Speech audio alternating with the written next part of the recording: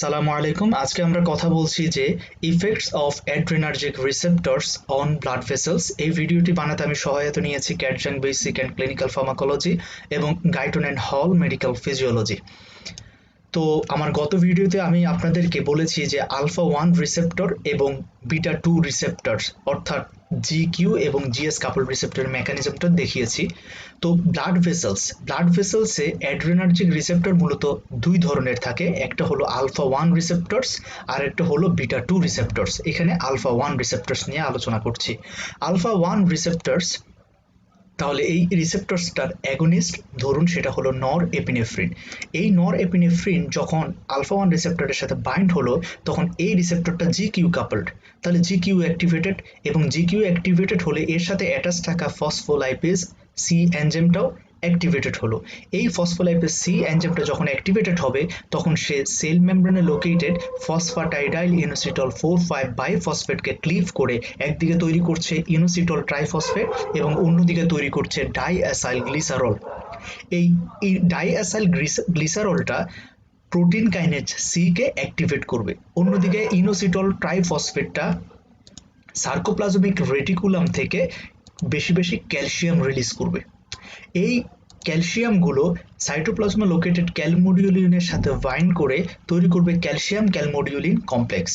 এই calcium calmodulin কমপ্লেক্সটা inactivated myosin light chain kinase এনজাইমটাকে অ্যাক্টিভেটেড করবে।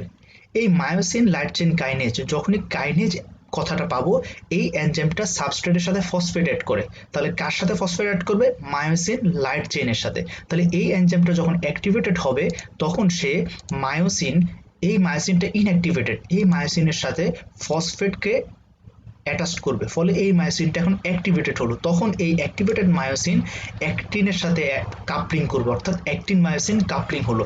আর অ্যাক্টিন মায়োসিন কাপলিং হলে হবে স্মুথ মাসেল কন্ট্রাকশন, কারণ ব্লাড ভেসেলস হচ্ছে স্মুথ মাসেল। ঠিক আছে, তাহলে কন্ট্রাকশন হলে হবে ভ্যাসো কনস্ট্রিকশন।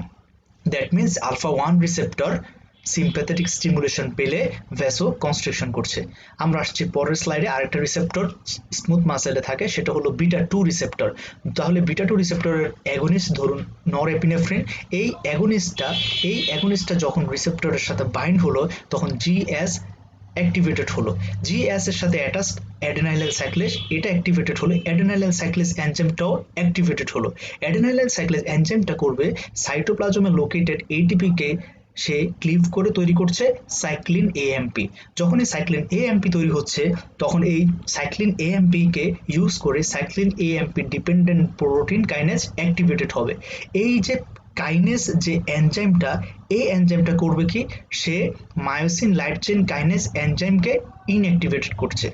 তাহলে এই এনজাইমটা অ্যাক্টিভেটেড হচ্ছে সাইক্লিন এএমপি দিয়ে, এবং এই এনজাইমটা মায়োসিন লাইট চেইন কাইনেজ এনজাইমকে ইনহিবিট করছে। তাহলে দেখেন মায়োসিন লাইট চেইন কাইনেজ এনজাইমের কাজ কি? তার কাজ হলো ইনঅ্যাক্টিভেটেড মায়োসিনের সাথে ফসফেটকে অ্যাটাচ করে মায়োসিনটাকে অ্যাক্টিভেটেড করা, এবং এই অ্যাক্টিভেটেড মায়োসিন অ্যাক্টিনের সাথে কাপলিং করবে। অ্যাক্টিন মায়োসিন কাপলিং হলে স্মুথ মাসেল কন্ট্রাকশন হবে, অর্থাৎ ভ্যাসো কনস্ট্রিকশন। কিন্তু এই এনজাইমটা মায়োসিন লাইট চেইন কাইনেজকে ইনহিবিট করছে, ফলে ফার্দার এই কাজগুলো আর হচ্ছে না। তাহলে এটা যদি মায়োসিনটা যদি ফসফেটের সাথে বাইন্ড না হয় তাহলে মায়োসিন অ্যাক্টিভেটেড হবে না, অ্যাক্টিন মায়োসিন কাপলিংও হবে না, তাই স্মুথ মাসেল কন্ট্রাকশন হবে না। দ্যাট মিনস ভ্যাসো কনস্ট্রিকশন হবে না, অর্থাৎ হবে vasodilation. That means beta 2 receptor sympathetic stimulation পেলে ভ্যাসো ডাইলেশন করছে। এবং ব্লাড ভেসেলসে নর্মালি আলফা 1 রিসেপ্টর প্রিডমিনেন্ট থাকে, তাই নর্মালি আমাদের ব্লাড ভেসেলসটা কনস্ট্রিক্টেড অবস্থা থাকে, যাতে আমাদের ব্লাড ভেসেলের টোনটা মেনটেন করতে পারে। ধন্যবাদ।